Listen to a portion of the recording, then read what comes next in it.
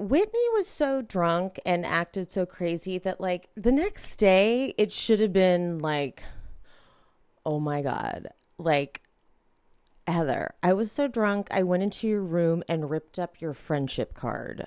Like, sorry, girl. And they should have laughed about it. But instead, we're getting something else. So, anywho, we'll get into that. Hello, I'm Emily. I'm host of the podcast She Speaks Bravo. If you like recaps and discussions about Bravo TV and true crime, well then subscribe and hit that bell, like this video, and if you're already subscribed, I love you. Mean it. All right, let's get into the recap of Salt Lake City, and also I'm going to touch on Winter House because there was a lot going on in this last episode. My name is Emily, and I have been watching Bravo TV as a form of self-care for over a decade. Needless to say, I'm a complete mess. Subscribe and follow along for painfully insightful recaps about Bravo, true crime, and other great TV. Hit that bell. Well. We meet again. No, that was lame. Okay, before I get into Salt Lake City, I have to talk about Winter House because it was a tricky little episode, and it was too much for me to put in an Instagram post. I would have had to write like a whole novel. Wait, but before I get into that, I got to shout out my super queens. And I checked right before I hit record, and I've got some new super queens. Oh my God. You guys, I love you. I don't even just have new super queens. I have new queens. And there are two levels, by the way. The queens get to vote on the content for the bonus episodes, which is still great. And you get a little badge and a cute emoji for when I go live. And I think Pia and I are going to go live. I haven't told her yet, but we're going to go live when they announce the Beverly Hills cast, which is like the anticipation for that announcement. I am so nervous because you know why I'm nervous. We're all nervous for the same reasons. But so when I go live, you'll have the funny little Kim Richards pointing slut pig emoji. And you'll have the ability to vote in the poll. But then as a super queen, you get the bonus episodes early. And generally, you'll get them 3 days early. But I was a little extra this time around. And Pia and I recorded the origin of the Fox Force 5 bonus episode. And I made that available just to my super queens. And I'm probably not going to even put that out until next. I think I'm doing it on Wednesday. And it's just because I had so many other episodes I was rolling out, and I wanted to really give them some value. And so I'm open this up, and I've got a bunch of new super queens to shout out. So let me get to business. All right. My number one, she was first to sign up. Shelly, you go, girl. Lissy, Jess, Taylor, Rita, Parker, Andrea. You need to check the comments on the last Beverly Hills episode because you've got a few shout outs in there. One from Shelly. Check the comment from Shelly. Her name on YouTube is Morgan Miller Co. So check that because you've gotten a few shout outs based on the shout out from the Beverly Hills recap. Valeska, Jasmine. Oh my God, you're new. Hi. These are the coming up next are the new ones. Stephanie, Molly, Majid. Oh my God, Abby. Thank you guys. Oh, I'm so happy you're here. And now you get to watch the origin of the Fox Force 5 episode. It's available just to members. So you'll see it. It'll pop up once you signed up. It'll pop up only for you because that's the setting on it. Yeah. I love it. Hi. Thank you guys. Oh, obsessed with you. Jesus, couldn't be more obsessed. Okay, so this is the first time I've done this, and because I really don't ever have plans outside of, to be honest, working. I'm kind of a workaholic. I actually have brunch plans, so I'm going to record up to when I need to leave, and then I'll take a little intermission, and then I'll come back and finish this up. So I'm going to talk about Winter House because I have so many thoughts, and before I get into Salt Lake City, I want to get these thoughts out. Okay? Craig. Which is like a sentence in it, just Craig, period. Craig. Okay. I cannot tell if he is just making good TV, because he knows how to do that. He knows how to make good TV. So is that what he's doing? Because when Paige says, and I do believe her, when she says he's not like this when it's one-on-one, I can't tell if that's code for he's not like this when the cameras aren't up. But since I only have this to go off of, I can only,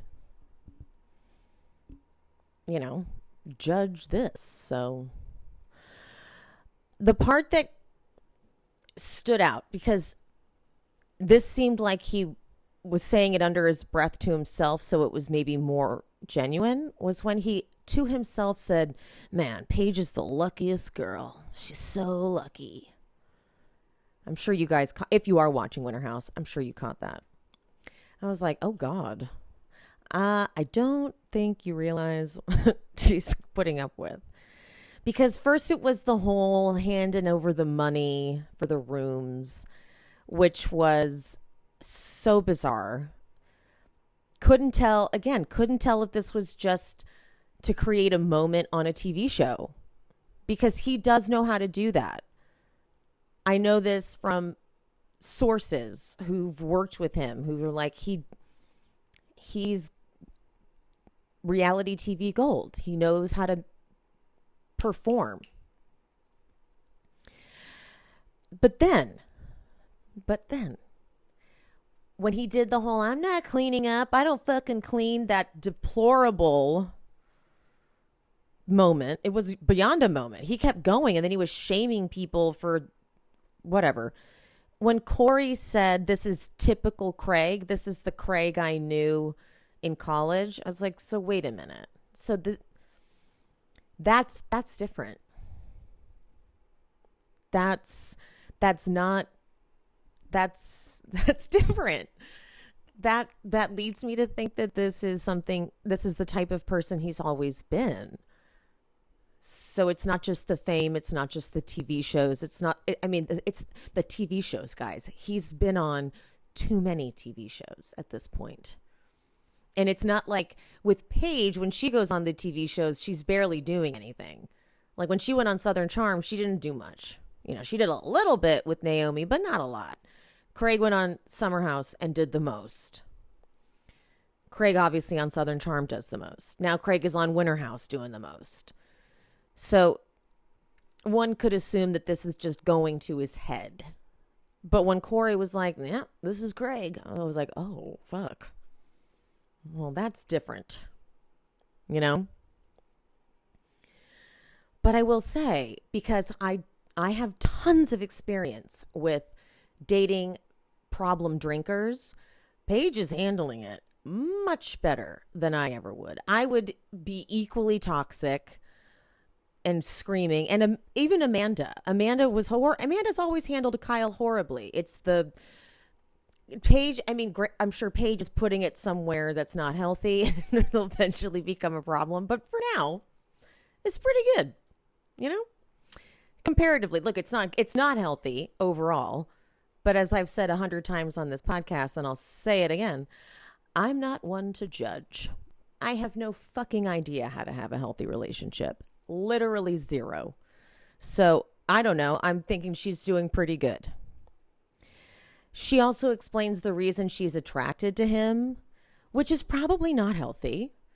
But again, what the fuck do I know?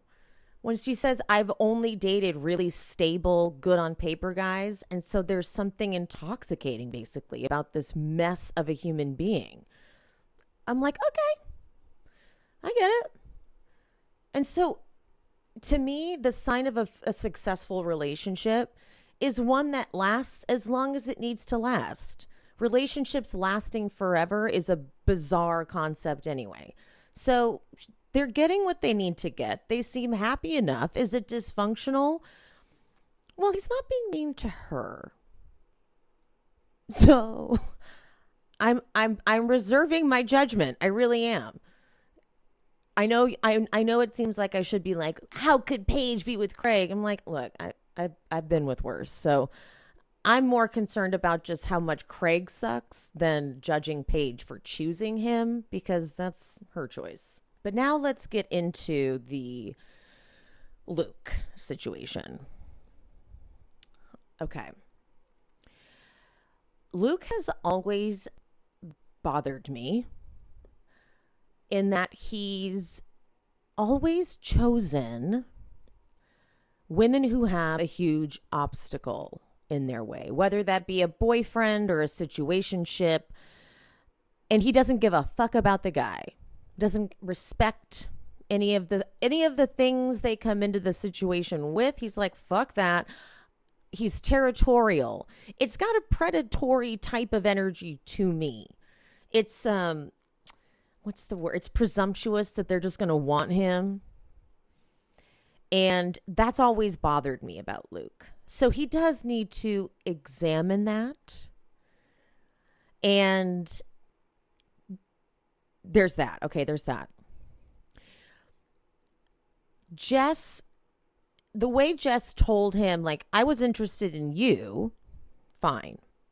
But then she told him very clearly, not interested in kissing you. Not interested in doing anything right now. Hit the brakes real hard. Okay? Boom, boundary. So to me, while she could say, I'm interested in you, she also at the very same time said, physically, nothing's happening. So the next day, alcohol's been consumed. By the night, Luke comes over, puts his hand on her leg. She does not reciprocate. Then he tries later to give the massage, and it was way too much. For someone who didn't reciprocate a hand on the leg, now you go the extra, now you're going that far. She already said no in the hot tub. She didn't reciprocate the handhold. You do need to learn, Luke, what's the word I'm looking for? Not verbal consent, but even social consent. Oh, I'm not using the right word. Social cues. Social cues. Pick up on social cues. Vibes.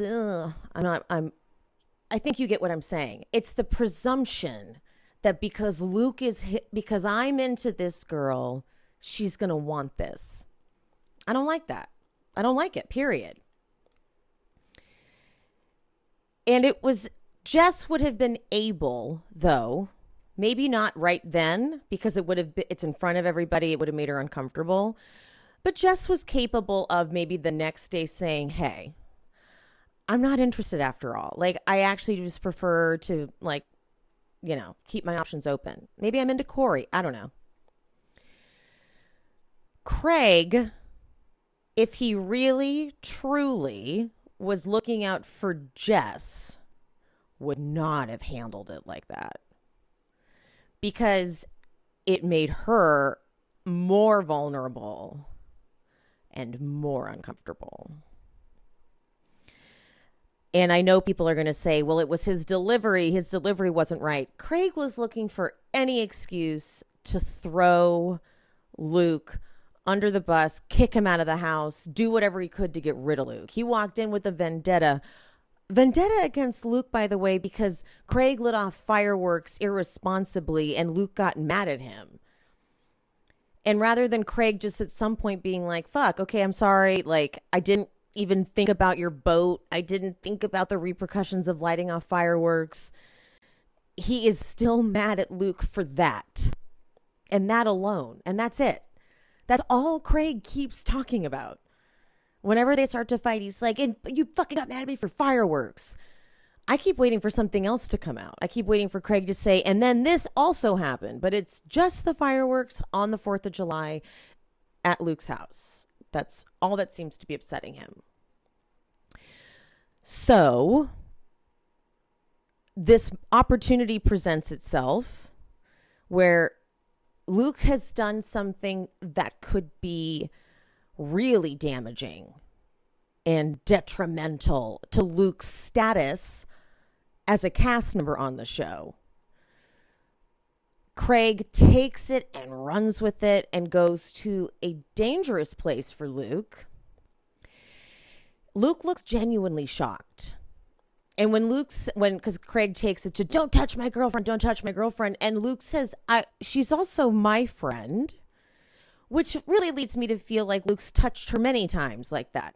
Which he probably has. They've all shared houses together now for years. So living in close quarters, I'm sure they've all like snuggled up under a blanket by a fire 100 times. And there's nothing to it.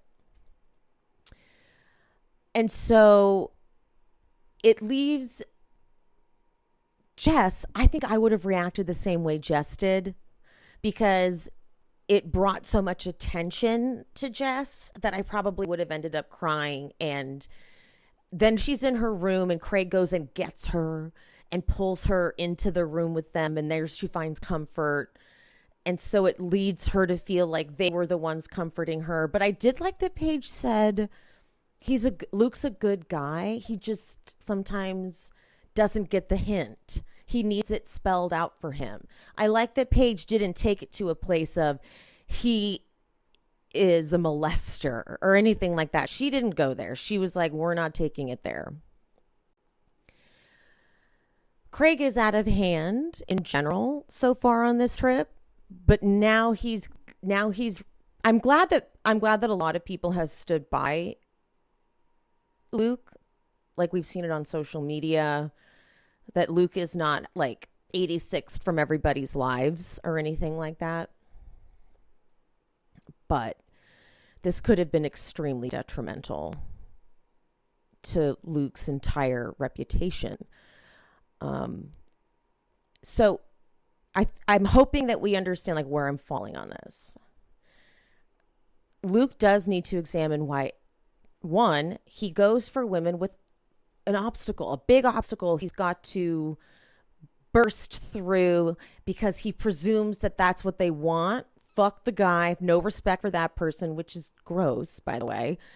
And it's too presumptuous to assume that the girl who didn't want you to kiss her in the hot tub, didn't reciprocate you touching her on the leg, then wants you to lean over her and graze her tits. Dude. Because if you looked at Jason massaging, what's her name?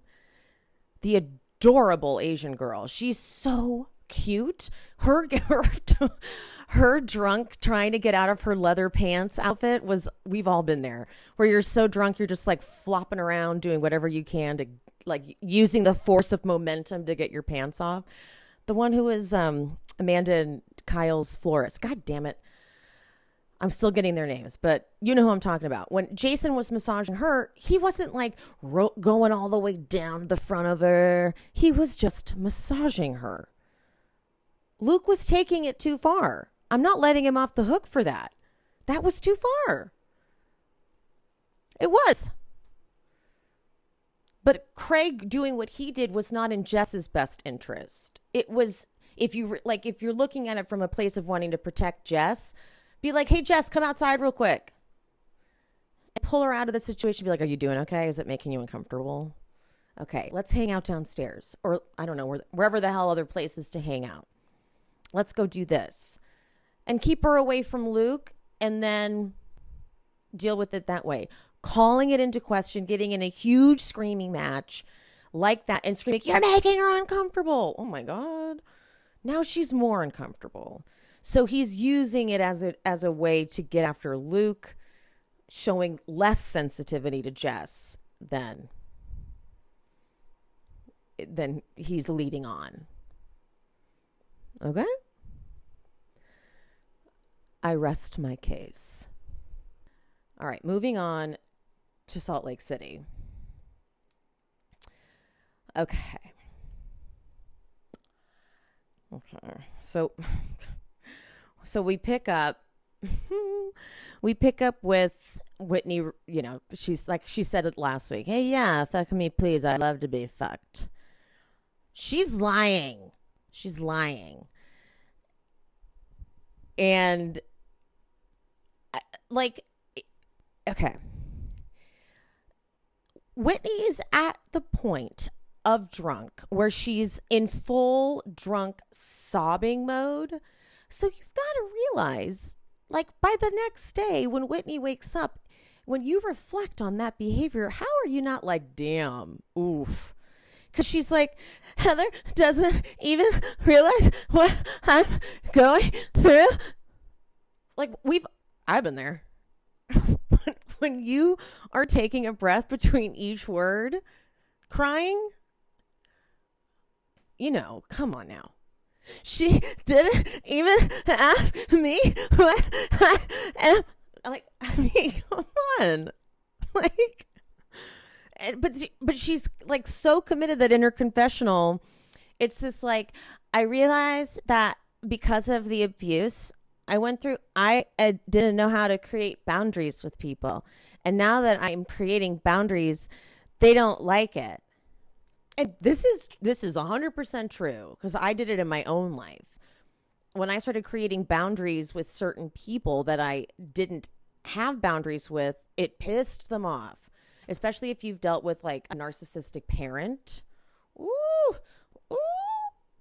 When you create boundaries in those situations, they will gaslight the fuck out of you. This is different.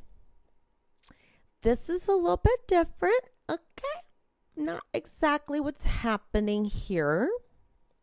This is just a miscommunication. This is just Heather being confused. And maybe,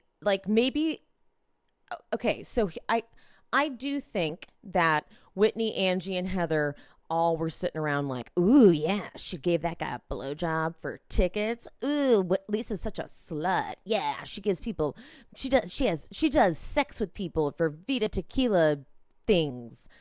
And Whitney was expecting Heather to be like, it's true, Lisa. We've all been sitting around talking about this shit, but no more. We're putting it on the table. We're here today to resolve this. But like, no one was up for that. And really no one understood why Whitney needed to do it right then and there. No one got it. Everyone was like, why now? Like, Jen is about to go to New York and deal with a mock trial. Can we do this another time? Whitney's like, oh, really, Heather? You betrayed me. And then she pulls out the tongs. I'm done. I was like, oh, that table. Granted, it's a hideous table, but I was like, you are going to fuck up the table. Meredith is being so sweet, though. Meredith is being so kind. And just like, she sees that Whitney she sees that she's broken, that she's truly like unearthed memories that are really hard for her.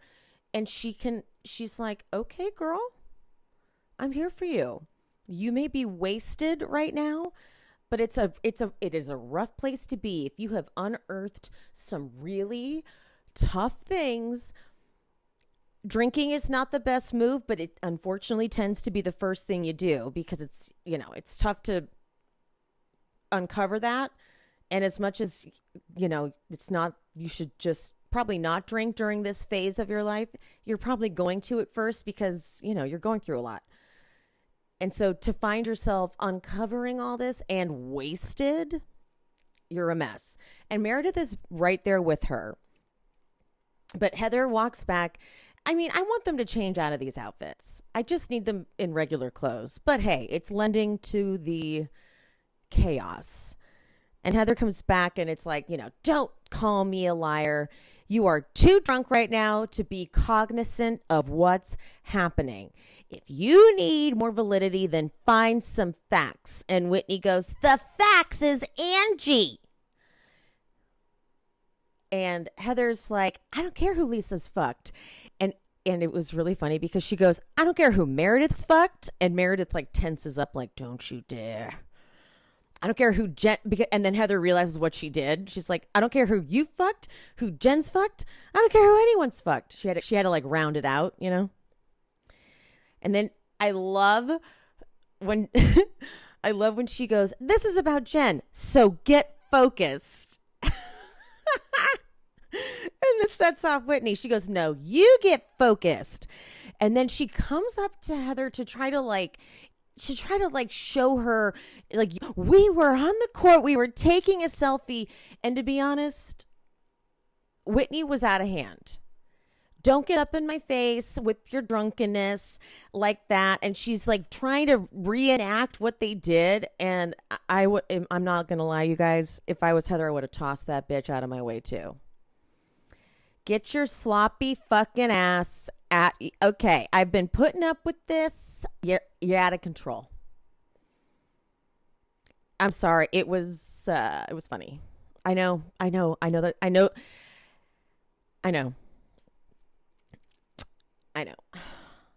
And unfortunately, that is going to make Whitney like, and then she threw me into a wall. But why were you getting up in her face? Like, this is all drunken behavior. And so, yeah, then but the way Heather walks up, she goes, you lost me, bitch. You lost me. Okay, then the next shot is Jen round in the corner with Lisa, who has a little Diet Coke in her hand.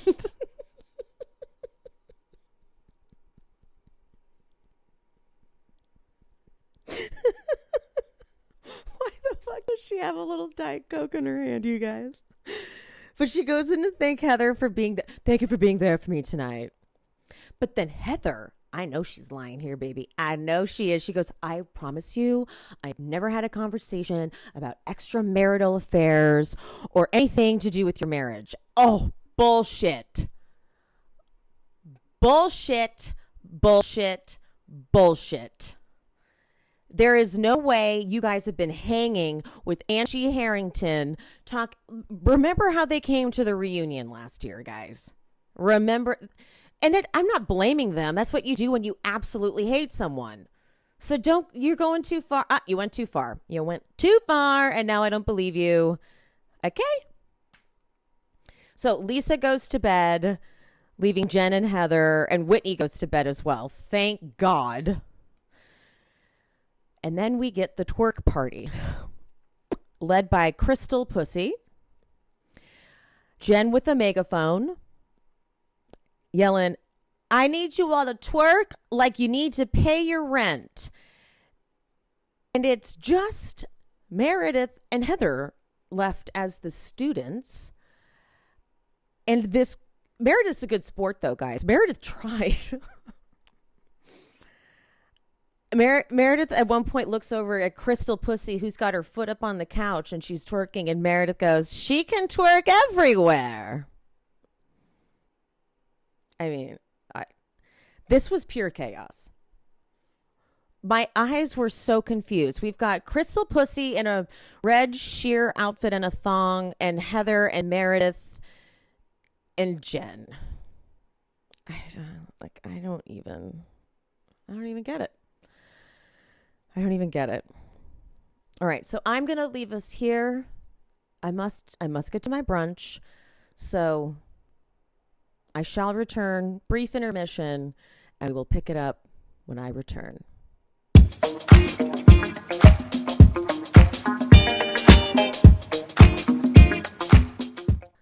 right. Brunch was great. Brunch was fabulous. I went out with the Zen Blonde and John Joseph's music.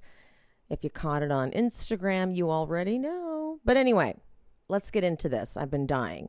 Okay, so the next morning, Heather woke up in a pile of milk duds. Been there. Not exactly milk duds, but I've woken up in the remnants of my midnight eating. And when I say midnight, I mean middle of the night. If you're new here, you don't know this, but if you're not new here, you know this. I will wake up in the middle of sleeping and be like, I need to eat. And I will bring the food into my bed and eat it like a little ravenous monster. So I related very much. But then Heather realizes that there is ripped up paper on the floor, and she realizes, oh, this is a card. And I think Whitney must have put it in there as like a surprise, because Heather was putting it together and reading it for seemingly the first time. And so it's ripped up. She reads the friendship card. It's, like, I love our friendship.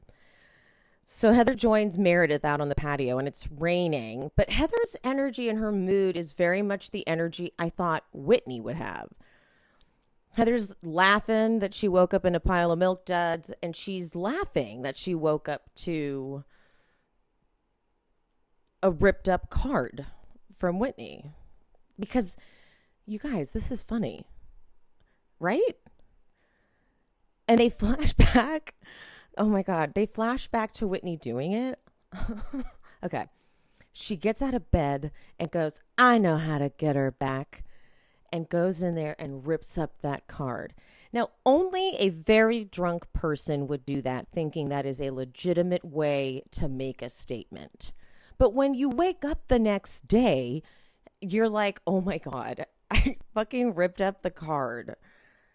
Like this. Okay. So when I was my best friend, Marilyn, when we were in our 20s, I'm talking like 21 years old, and she was 23 years old.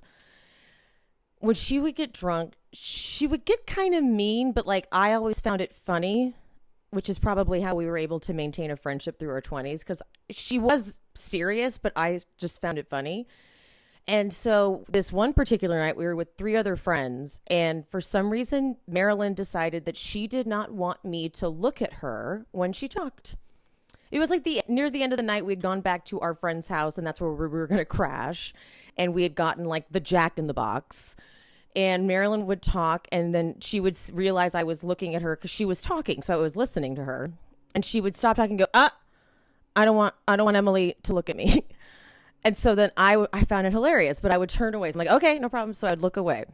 And then Marilyn would keep talking, and then she would go, I want Emily to go stand by the wall. And so I just found this to be so fucking funny. So then I was like, okay, I'll go stand by the wall. So then I went and stood by the wall. And then she's like, nope, it's not enough. So then I just kept going with it. So I just like hid behind the curtains, cracking up, because I knew the next day we would die laughing. And we did. Hungover, like feeling terrible, but cracking up, because it was like, Marilyn was like, why was I telling you to stand by the wall? We're like, we don't know. And then, of course, Marilyn was like, were you upset? I'm like, no, because I knew you were just drunk and it made no sense. And so that's kind of what I was hoping Whitney would be like. And then I went into your room and ripped up your card. Why? I don't know. I was just mad at you. But Whitney is betrayed, because in the kitchen, Jen asks Whitney how she feels, and of course Whitney goes, how do I feel? I feel betrayed. Okay. But Whitney has to get ready to go see her brother and sister, half brother and sister. Jen is being very sweet. There's no denying that Jen is being very, very sweet. It was nice. So Heather is still very concerned. She's very concerned. This whole thing was supposed to be about Jen, and Whitney's making it all about her. But Meredith continues her major empathy. She's like, I wasn't mad at Whitney. I was able to hug her. She's seeing that she is really suffering, trying to put these pieces together. Go Meredith. Way to look outside of yourself. And okay, so Whitney now goes to Curtis and Kelly's, and they share the same dad. So when I recorded with Tom from Dumpster Dive podcast, we both kind of said we think it's the dad, right? We're like, it's the dad, right? We're like, yeah, okay. And it's confirmed that it's the dad because she repeatedly says we share the same trauma. I'm like, okay, so it's the dad. Curtis says at one point that because she's like, I didn't see you guys much. He's like, I went to visit you one time before I went on mission, I think is what he says. And she's like, I vaguely remember that. He's like, yeah. And Whitney says, through this process, I realize I've been manipulated and used and abused. Now, I obviously don't know the full extent of what she's been through, but we've even seen her dad really manipulate her. Remember when he was in that rehab and he wanted to get out of the rehab, but his plan was basically to like take money from Whitney and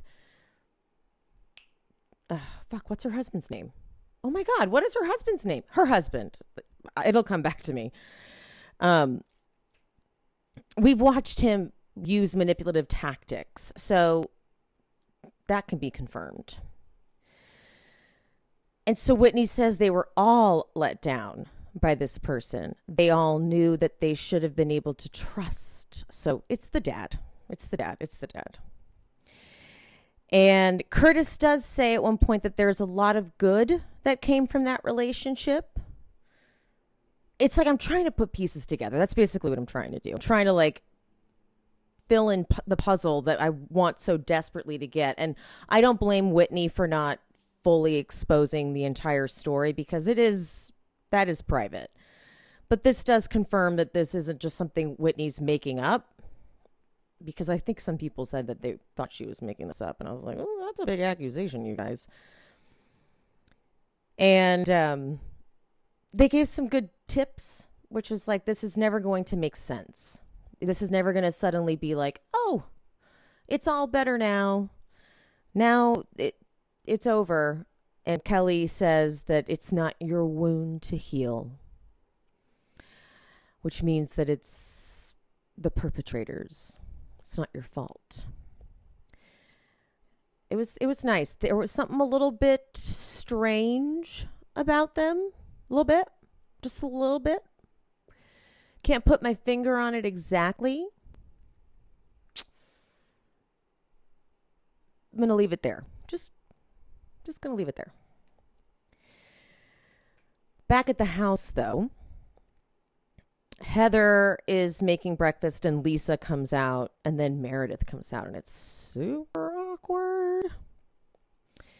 But before that, Heather sarcastically talks about how this was supposed to be a fun weekend for Jen. And Lisa's like, I hope Jen had fun. And Heather's like, are you kidding? She didn't have any fun. Lisa's like, oh, okay. Lisa's confessional, though, she says that last night, I talked to John and I had a burrito and a Kit Kat. And then I realized that this is about Jen. Like, the producer that does her confessionals must just be like, oh, okay, I think she was serious, guys. Let's keep it moving. Jen comes in, she talks about the trial prep, and she says that this is the first time she's going to be hearing, quote, our side, meaning the defense's side. Now, I remember my friend Ashley sent me,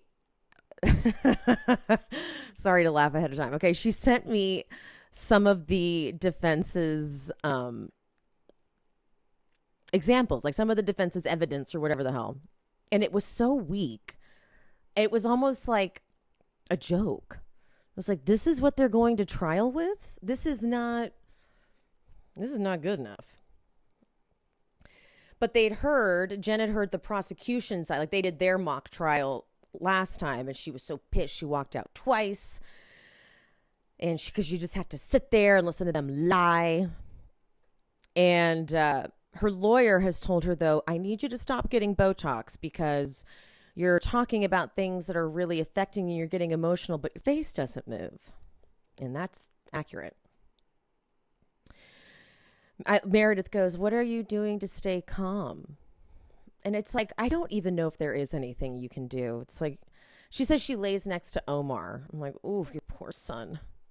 Just like having to deal with this. Oh my God. Oh my God. Whitney returns. She comes back and just kind of just joins right in there. But in her confessional, she's like, I haven't spoken to Heather, and right now I want nothing to do with her. I mean, I guess she just really needed Heather to go, it's true, Lisa. Angie told us that you sucked dick to get courtside seats. I guess she really needed that from Whitney.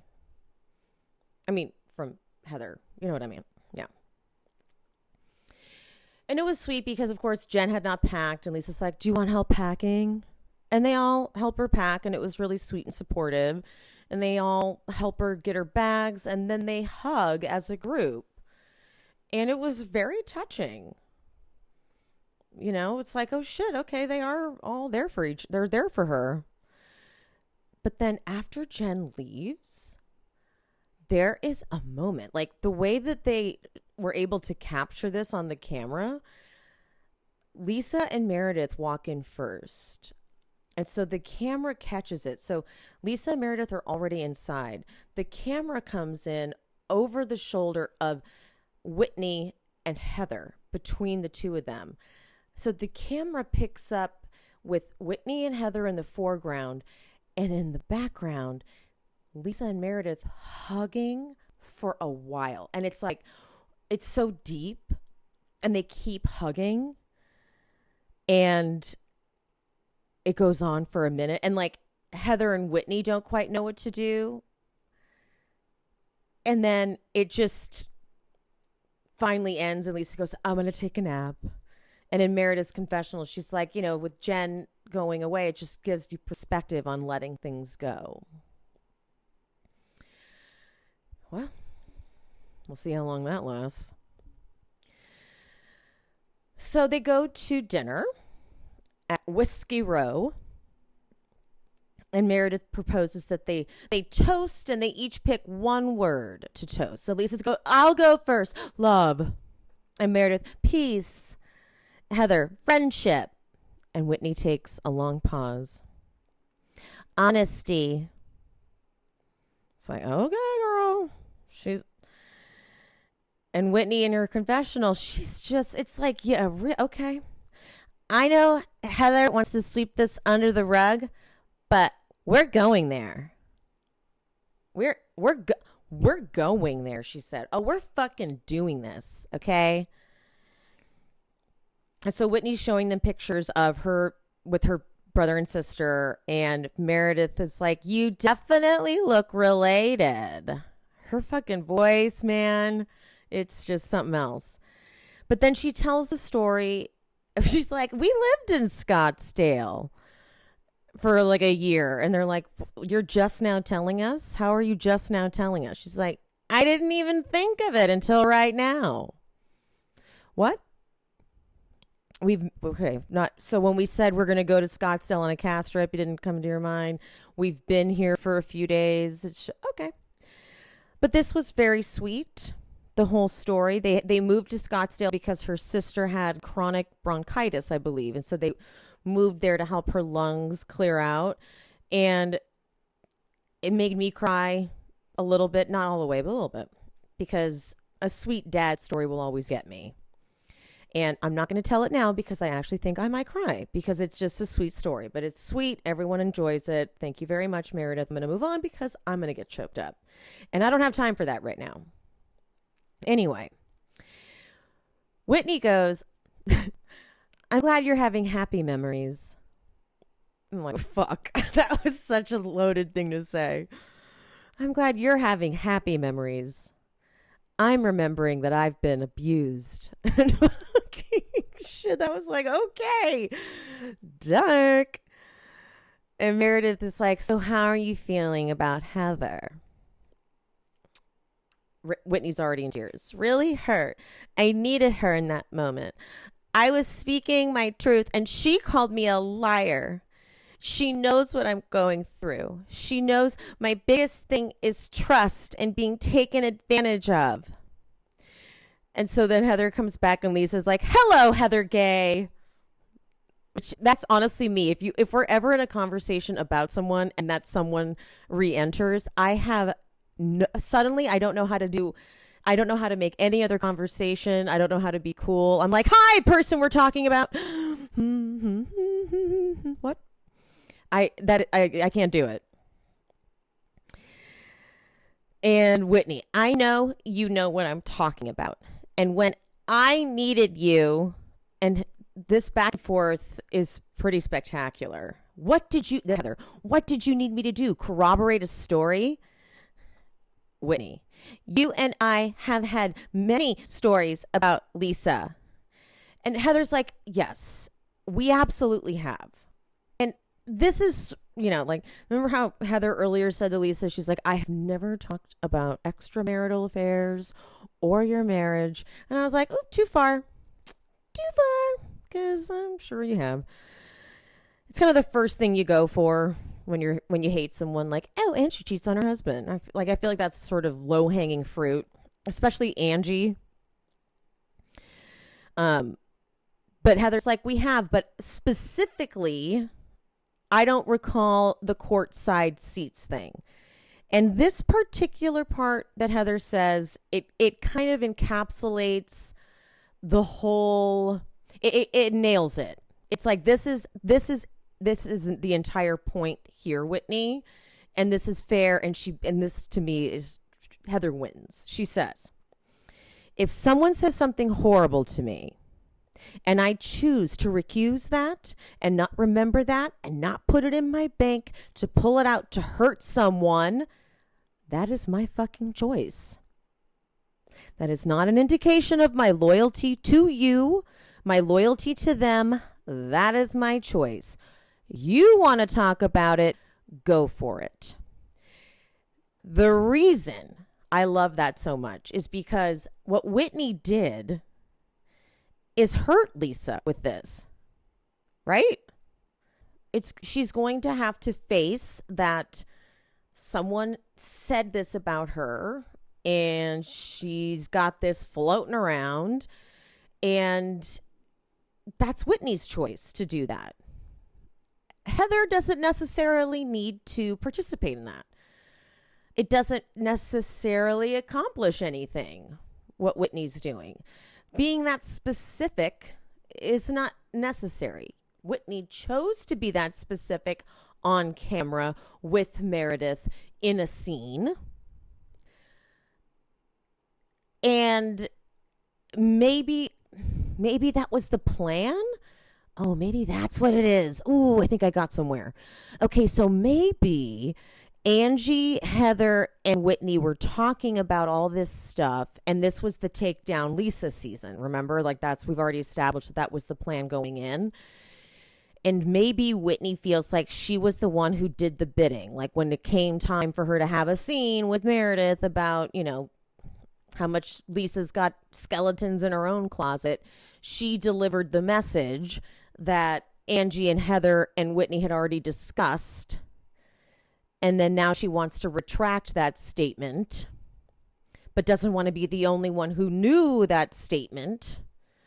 Okay, I'm still a little lost. Heather is trying to back out. Okay, I'm kind of seeing it. I am kind of seeing it because Heather is hold on. I'm actually getting it now. Okay, Heather is trying to say that she's never heard this before when she has heard this before. And now it's making Whitney feel like she's out on a limb by herself. And Heather is just trying to be like, I want to pretend I don't know this. Leave me out of it. Okay, I'm going to stop trying to dissect it because it's kind of not necessary. But I still do agree with Heather. It's like, you chose this route. You chose it. And so Whitney, while Heather's saying this, keeps saying, I needed you. I needed you. I needed you. And then Heather, that's a lie. You did not need me. Whitney, I did need you. Heather, why? To say Lisa gave blowies for courtside seats? And then in comes Lisa immediately crying. Okay, can we stop saying that? Because it really hurts me when you say that. She goes to a place of cry very quickly and then snaps out of it. I live for it. She goes there very fast. And Heather's like, that's my point, though. You see, it like hurts her when we say this. Like, they've said it so many times. They keep saying Lisa giving blowjobs for courtside seats. Lisa giving blowjobs. I've said it like 40 times in this recording. So this has only brought it to light more, Whitney. So, you know, who are you? How are you really helping the situation? But Whitney doesn't execute well. We've established this. And so Heather now is on the, like, this is supposed to be about Jen. So Heather's like, it was supposed to be a trip for Jen. Why are you coming in crying about Lisa's rumors? And then Whitney, now you're using Jen as a scapegoat.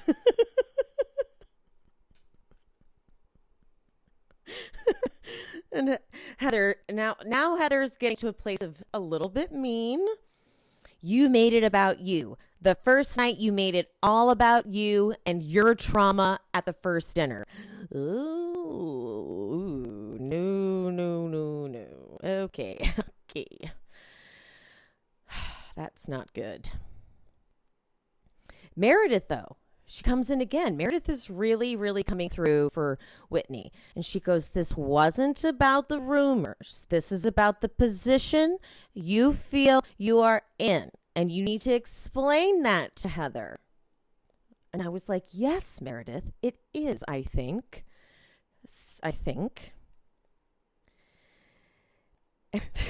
This is Whitney's explanation, though. Heather, what you need to realize is that the one person that was safe to me, you, that is where my pain is. Abuse, being taken advantage of, not having a voice, poor timing, poor delivery, because I have something to say, but no one fucking listens to me. And I needed you in that moment to just validate that I was speaking the truth. That's it. You hurt me deeply. Sorry to laugh because sorry to laugh. That was not okay. Just okay. But I think that at this point now, Heather could realize what Whitney is saying. I don't doubt for a second that Angie said this. Come on, guys. Angie hates Lisa. And they were all talking about Lisa. So at this point now, Whitney's like, how are you still saying you've never heard this? Okay, we're going to keep going. And I have some Heather tea from BravoCon, by the way, in case you guys missed it. It was on social media, but you may have missed it. But I'll get into that when I'm done with the recap. And then Heather's like, well, you hurt me too. Ripping up my friendship card. Whatever. And so Whitney's like, well, I'm cleansing a lot of family out of my life. And so there you go. And then Heather kind of shames her like, oh, yeah, you're being a truth seeker. Real truth seeker you are. This isn't truth seeking and just, going off. And then Lisa in her confessional is like, Heather is completely unaware of how insensitive she's being to Whitney. You should be asking how she's doing and how she's feeling. Okay? Put your sensitivity chip back in, Heather. And Heather says, the trip got derailed and you started it. And then Whitney, you pushed me into a wall and called me a liar. Heather, you are up the river with no paddle. I like that phrase, though. But, it's, yeah. So then Whitney kind of says that you don't like to talk about feelings. Every time we talk about feelings, you want to talk about it. And Heather isn't wrong when she's like, all you do is talk about feelings. And it's kind of true. Like, it's not wrong. It's like there's always a healing journey happening for Whitney. And Heather's like, can we ever just have fun? It's like you're always dictating like some huge, like a fucking shaman experience. And so Meredith's like, how about we just agree to have fun for tonight? And they do. So they finish the night back at the house in matching orange pajamas. That had to have been intentional, right? To look like they were in prison? That can't, come on now. Meredith busts out the FBI hats, which Jen saw and loved. She loved them. So they talk about Jen and how she's feeling. And then now knowing what we know, it's just all funny. Lisa's like, is she still eligible for a plea deal? And we're like, oh yeah, she is. And Meredith is, because Meredith's a lawyer, so this does really come in handy. She's like, well, you take a plea deal because basically you have something to offer that would help them get the bigger fish. And I think it's Whitney's like, is Jen the big fish? Chills. But then they talk about Stuart taking the plea. Whitney is so, sorry, I have to say, Whitney's so stupid. So I'm sorry. She goes, that could be good for Jen because he's admitting guilt. You idiot. What do you think that like he's taking the guilty plea and they're like, okay, so Stuart's more guilty, so Jen's less guilty. Whitney. And Meredith's like, I cannot fathom that Stuart is on Jen's side anymore. So no. But then Meredith says, because of the 98% success rate, she says, I cannot imagine she's taking this whole thing to trial if she doesn't have a good defense.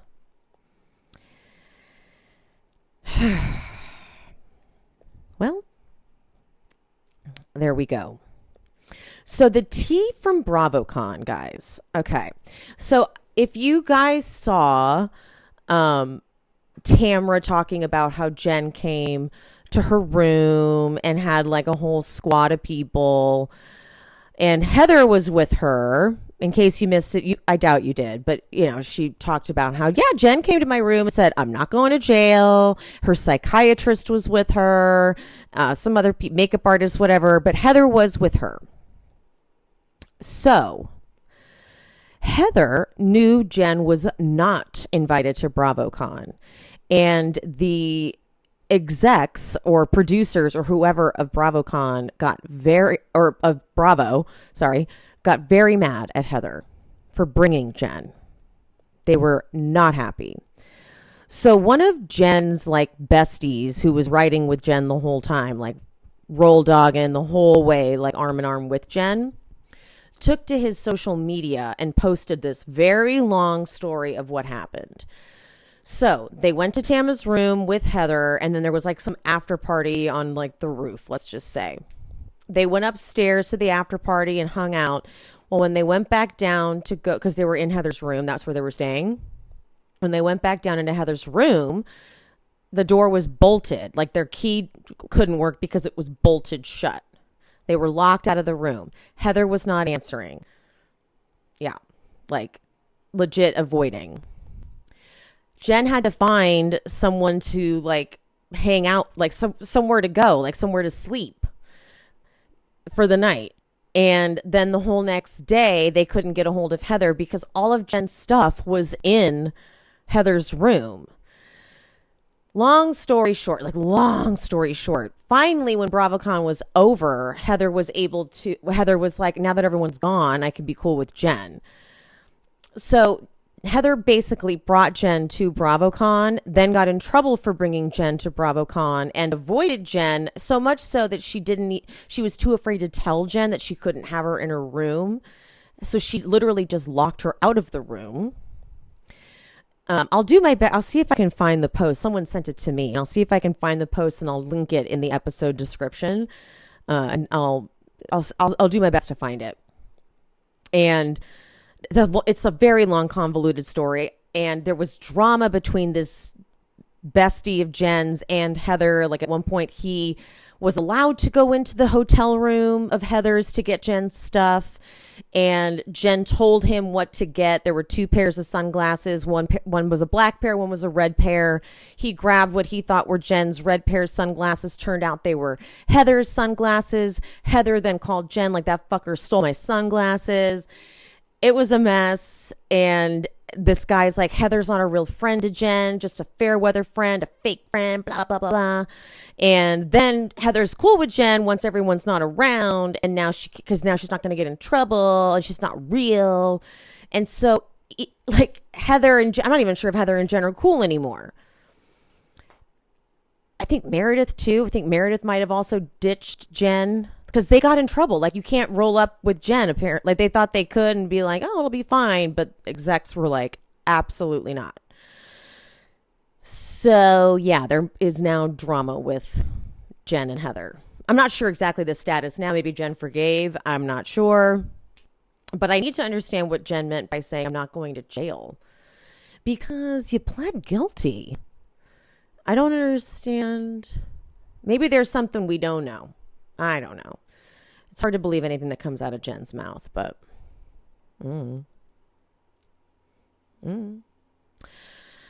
Anywho, thanks for tuning in. Hope you guys have a great rest of your day or night.